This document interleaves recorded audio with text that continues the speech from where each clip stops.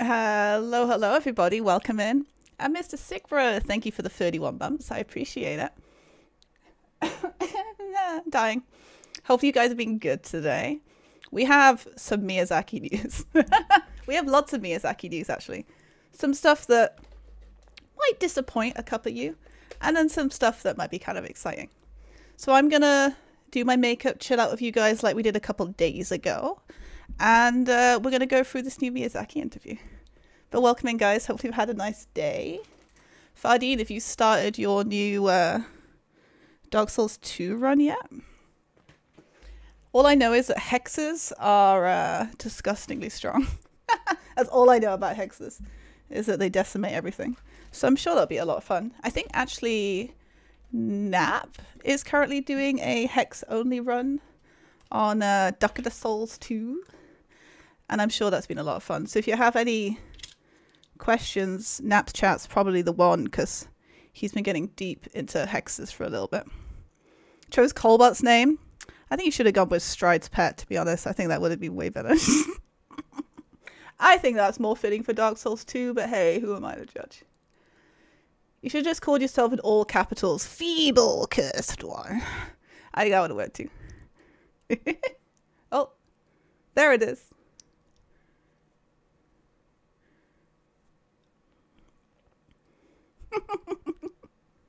And how you doing today, Zora? Welcome in. Sorry, I was just making fun of Fardeen. I didn't want to lose my flow. Oh god, there's too much makeup now. Yeah, I liked Feeble Cursed One. I think that would have been great. My friend Morning, who pops in here now and again, you guys maybe remember him. My ringtone on his phone is Feeble Cursed One. Every time I text him or anything, it goes, Feeble Cursed One. You think that you have the power for my spells? So I like that one. It's nostalgic for me. Don't poor Morning. He chose it. That's his choice. All right. Miyazaki news while I'm doing all this fun makeup. All right. Let's do this first. Okay. So we know that everyone was really excited about December 3rd, right? December 3rd, dun dun dun, the big day for From Software fans. Going to get Bloodborne remake announced, right? Remember all the news? So, yeah, it was the 30th anniversary PlayStation Partner Awards on December 3rd in, I think they did this in Singapore, maybe? So this is what December 3rd was about. This is what they were teasing. And, yeah, this happened last night. Pardon me. And we had Miyazaki interviewed, which is actually kind of exciting. So we'll go for that in a minute. But we might as well start with this. So this is the concept or the context to why we have an interview for Miyazaki, you know? So I doubt we're getting a remake announced because it would have already been announced while we were sleeping, let's be honest. But yeah, we had a couple of fun awards. So this was mainly all PlayStation games that did well. Genshin's winning 3rd time in a row for Excellence Award. Yeah, let's be honest, right? Excellence Award, awarded to a title developed in Japan/Asia region that has had consistent, significant impact along commercial success over the past 3+ years. That's not wrong, okay?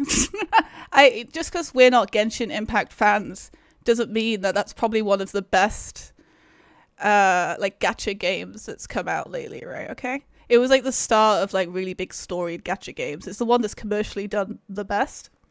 So yeah, we're not Genshin fans, but oh my god, how many? Should we look? How many people play Genshin right now? What am I looking for? Like players, active players. Oh, that's Kato. She's gone. There's been 202 million downloads of Genshin's Impact worldwide. And in January 2024, there was 3.98 million downloads. It's a pretty big fucking game, right? So just because we don't play it doesn't mean it doesn't deserve to do well or get awards. You're a Genshin fan? I liked Genshin at the beginning. I played the original story. But I just wasn't in it enough to start paying for it, right? But I don't judge people who did. All right, next award. Grand Award. This was exciting. Awarded the top 3 titles developed in Japan and Asia region with the highest worldwide sales between October 2023 and September 2024. And top is Black Myth Wukong, which I think is super cool. I think it does deserve some praise. Second was Elden Ring, Shadow of the Erdtree. And then obviously Final Fantasy Rebirth. So I think that is pretty cool. I like the Grand Awards. They went well. Partnered awards are a little strange. I thought this one was a bit strange. Titles that did well in Japan/Asia with top ranked worldwide sales.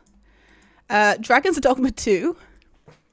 I didn't think that did commercially as well as they were hoping, but maybe I'm wrong. Honkai Star Rail makes sense.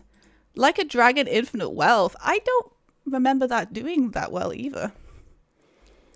Persona 3 Reload. I guess all Persona games do incredibly well. Tekken 8. The First Descendant. Have you seen that game? Have you seen the booties in that game? I can see...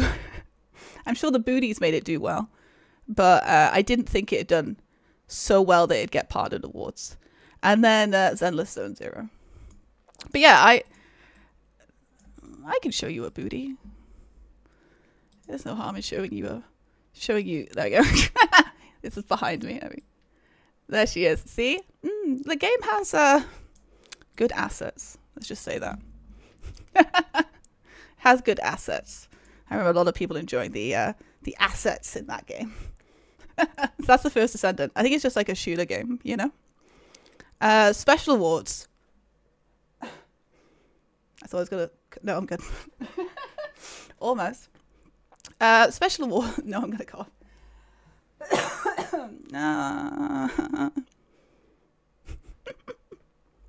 I hate my chest. The more I talk. Creator was Snowbreak. What? That did First Descendant. I just know this was the first Nexion. It was like a first. What's the word? Nexion actually made this game. They didn't publish it. That's what I'm trying to say. I forgot the word for it. All right. Special awards awarded to the PS5 titles developed in cooperation with SIE outside of Japan and Asia. We had Rise of Ronin. Fuck yeah. I'm so excited. Anything Team Ninja makes me happy. And then Stellar Blade, which is super cool. I'm not sure if there was any, like, it's a very Pacific award, right? So there might not be too many games in that category, but I'll take anything that's Team Ninja. All right, these were Users' Choices Awards. These were voted by people in Japan/Asia. And we have Black Myth Wukong at the top. Final Fantasy Rebirth, Like a Dragon, Rise of Ronin, and Stellar Blade, which I thought was really interesting. I'm glad that Rise of Ronin did well somewhere, because it just didn't do good here. I really enjoyed that story, but a lot of people did not. And then the last award, which I think this one's kind of cute. They're basically awarding their favorite game from each generation. So for the PS1 generation, they did Final Fantasy VII, which I guess we can't outbeat that one. PS2 is Final Fantasy X. PS Portable, which no one likes to talk about, was Monster Hunter. Which, hey, at least Monster Hunter got something. PS3 was Metal Gear Solid 4. PS Vita, which is another one that didn't successfully do that well, right, is Persona 4 Golden. And then for PS4, obviously, it's going to be Elden Ring. So yeah, these were the awards yesterday. This was what was the big thing happening on the 3rd that we all thought was going to be a teaser for something from software. But we did not get that. But what we did get was an interview with Miyazaki-san. See if I can show you the picture of him first. There he is. There's our chat. So yeah, we had an interview for Miyazaki yesterday. I'm assuming he was there to pick up all these awards and to be the face. So he was there. We got a little interview, and I put it on this mode so I can actually see you guys and not be super, super pale. All right, let me do some eyeliner, and then we're gonna get into this. So yeah, this was last night. I guess we forget sometimes in the Western side that I think Asia are a day ahead. So that is the big thing that everyone was waiting for. I wonder how Bloodborne fans feel today. Like, it's not like I'm not a Bloodborne fan when I say that. It's just, there's a new level of Bloodborne fan. You know what I mean? There's a new level that are a little bit more extreme than everyone else. And I don't think they're going to care that Elden Ring won any awards. They're just going to be disappointed that the remake is not here. Did you also see that video they posted yesterday? They posted a video like in honor of PlayStation. And the final clip was Bloodborne. And it said like, time for, I can't remember what it was. There's something about like, they had like a thing for every single game. And then Bloodborne was right at the end. And everyone lost their shit and said that the game looked better than it did in PS4. And this is definitely a remake version. And oh my God, they've announced the remake and our world is over. And the whole world panicked yesterday. So they might be a little disappointed this morning to know that they didn't announce the Bloodborne remake. But a lot of people thought that was happening. Maybe we'll watch in a little bit. We'll watch it after this interview. And I'll show you what everyone was freaking out about. Mr. Prod tweeted as a joke saying like it was coming, and it got so many retweets. It's crazy. So many people fell into the copium. Okay, let's start this interview. PlayStation Awards were launched with the aim of honouring a wide variety of hit titles that were made by PlayStation. 30th Anniversary Partners was held on December 3rd, exactly 30 years after the release of the original PlayStation. And they got to speak to the man himself. Oh. It's like, nah, you're good. No more reading. That's fine. That's great. That's fine. Never mind. It's like, nah, you're good. You've been reading for too long. There we go. Okay, so during this interview, we were able to hear about the development of DLCs and Miyazaki's next work. Exciting, exciting. This has also been translated, so prepare for things to not make complete sense, like they never do when we do anything with Miyazaki. All right, let me move this over so you can see it better. All right. Multiple projects underway. I think the volume and density of the content went beyond the boundaries of the DLC, and the ways in which users played the game were very diverse. Could you tell us if there was any way in which users played the game after it released that left you impressed? This is the question to Miyazaki. I'm very happy that there's many memorable ways to play, including in the main story. For example, I'm enjoying watching people do no damage strategies, but particularly enjoyed watching people do no damage strategies that use bounce hard drop, which the translator thinks they mean deflecting hard drop, which I think is really funny that Miyazaki is a fan of not just no hitters, but no hitters that are using the new parry system. I can imagine him sneaking into streams and watching people deflect things and getting all excited. Who do you think he's watching? I'm trying to think, is there any no damage streamers that are doing that a lot? Maybe Gino or someone did that run and he's seen it. But yeah, I thought that was funny. Of all the things he's excited about from the DLC, it's watching people do perfect blocks and playing the game like it's freaking Sekiro. That's the first thing that made me laugh. All right, second question. Think he's only watching certain clips? Yeah, maybe. Although he is aware of a lot of streamers and content creators. Like they invited a load of them to From Software Studios.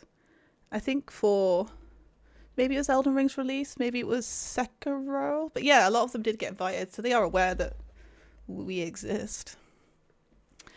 Okay, next question. What was the most difficult part in preparing additional DLCs for Elden Ring, and which boasts an overwhelming level of competitive volume? That's good. I'm glad it translated half of it for us. I'm going to have to read this on the other side, aren't I? Oh no, we're good. We're good. It worked it out. Okay. Miyazaki's answer. Most difficult part was figuring out how to express the sense of adventure and concept for the main game of Elden Ring in the DLC. Ended up being a fairly large piece, but that volume was also intended to give a sense of adventure. So hard to really know what he means when it's translated like this. Do you think Miyazaki watches PvP and sees gank fairs? I don't think Miyazaki wants to admit that PvP is a thing, to be honest. He's like, I put that in there just to troll people. You guys turned it into a fucking competition. But at least we got some updates for this game compared to the other ones. But I don't know if he really wants to admit that we're here. Okay, next question. It's no exaggeration to say that the DLC has the volume equivalent to a whole game. Do you ever consider selling it as a standalone? So many words that are hard.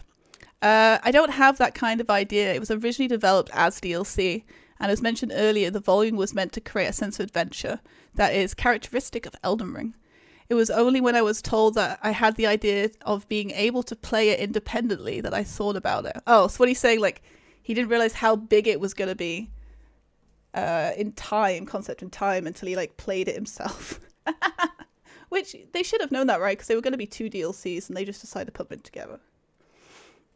But yeah, do you guys remember the interview where he said that Shadow of the Erdtree was going to be as big as Limgrave? That must have been before he played it. Before he realized just how big it was going to be.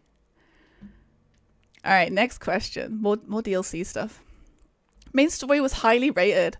I think expectations for the DLC were high. However, by exceeding those expectations, many users were able to enjoy the adventure in the Shadowlands. What was the secret to providing satisfaction that exceeds expectation? The biggest problem is the volume, which I mentioned earlier. I think it's a big factor that we needed the volume necessary for a sense of adventure, as well as the unknown and element of exploration. On the other hand, there's many things we need to reflect on in that DLC, so we will accept them honestly and sincerely to make for the next game. I would say, like, as much as I loved Shadow of the Erdtree, it did have some weird moments, right? Like, some of the items were just, like, absolutely pointless to pick up, which does go against what normally a From Software game feels like, you know? I love going around and finding really obscure items. But in Shadow of the Erdtree, I would, like, go up a corner, go on a ledge, jump in a weird spot and find, like, a soap. You know what I mean? That was kind of disappointing. So I can see that it's at least they're, like, taking some stuff on board and not just patting themselves in the back. Alright, it feels like the release of the DLC has brought an end to the series. What are your plans for the future of Elden Ring? Are you planning to make Elden Ring into a series or considering a new IP? This is where it gets juicy, chat. At this point, we're not considering developments such as Elden Ring 2. However, this does not mean that it does not mean that we are denying the development of IPs in the Elden Ring world. As for what will we do then, From Software is running multiple projects as usual. Among them, there's a variation of projects, so I hope you look forward to them. I think if we had any hint that the mobile version is coming, that might be it. Mobile version or some kind of like TV show or movie based around the Elden Ring world. I think that's what that means. We're not doing Elden Ring 2, but we're doing something in the Elden Ring universe. And Kadokawa own 3 teams that work only on mobile games. So it would make sense for them to bring those in to teach From how to do a successful mobile game and then make gacha Elden Ring or something, you know? So that could be a hint to that rumor that we had a while ago. I guess only time will tell. Alright, the impact that From Software has had on games around the world is immeasurable. This guy really sucked Miyazaki's dick, can I just say? I would have done the same, but it's just funny when you're reading it. I imagine you feel a lot of pressure every day, such as the expectation for your future games. But do you have any ways of relaxing, Mr. Mike Miyazaki? I love all of this. He's like, you're the best amazing person in the world. You've got so much pressure. How do you relax, sir? I found this comment as well really funny. I have ways to relax like everyone else. For example, I spend time with my family or play analog games. But I'm not the type of person who feels pressured in the first place. So I'm rarely bound by a strong desire to relax. This man is a workaholic. That's what that says. Some people say to me that it must be stressful to have users with high expectations. But I think this is a very valuable and rare experience to have. So I'd rather them feeling pressured. I feel more grateful. Which is really sweet, to be honest, but he's definitely a workaholic that doesn't take any breaks. I think that's what that says to me. He's like, nah, who needs breaks? I'm fine. I'll just keep going. Or I'll play my analog games. It's good. I don't play video games, you big nerds. All right, last few questions. The DLC has so much talked about due to its large volume, including size of maps, new weapons, new battle techniques. What was the level you had originally envisioned with development? Yes, from the start of development, we felt like the level of volume was necessary to create a sense of adventure that is characteristic of Elden Ring. And so this is what we planned from the beginning. It's kind of a nothing question, really. It's impressive how popular both the main game and the DLC are overseas. Is there anything interesting that you think has been seen or interpreted in a way that was unique to the overseas fans? He's calling us out, chat. Oh no. When I look at the reaction of users, I rarely care about whether they are overseas or domestic, Europe or Asia. I often feel like no matter what country they're from, everyone enjoys playing games. As a self-proclaimed gamer, I like the idea of Miyazaki saying that. I feel that we're very pleasing and encouraging. To put it in an exaggerating way, I feel a sense of security knowing that we are all a race called gamers, including myself. Oh my god. Oh, it went. That. We need to keep that, chat, and we need to put that on a picture frame. We are a race called gamers. I think that's cute. All right, we have one more. Or two more. From the mastering of main game to release the DLC, what was the source of motivation for the development team? Haven't gone around and asked each of the development team about their motivations, so this is just my guess. But I think the biggest motivation is making the game with a feeling of gratitude to those who play and enjoy. That is so sweet. He's answered these so nicely. He was in such a nice mood yesterday. Although I guess he's always pretty damn polite, but he's just being like so like gratifying to all the players through this. All right, new game projects questions. What kind of work do you have in mind for the next project? I'd be grateful if you could tell me at least the genre, such as fantasy or science fiction. He laughs and he says, I can't answer that. We have multiple projects running and they are in a wide variety of genres. Some of them are directed by me, which others are handled by others. So I think we'll be able to show you a new From software in a variety of ways, so please look forward to it. That is crazy. That's going to be, that's big. This reading mode is terrible, by the way. All right, and last question. Finally, give us a message for our users. You see a chat, it's very white. This is why I put read mode on. I've received many awards and I'm sorry that it's always the same, but I'm really grateful to the users who play and support our games. We get a lot of energy from you all, and we'll do our best to make a better game for you, including our own reflections. So I hope you'll look forward. This is my true feelings. Which is real sweet. But this one's big. This was big, you know.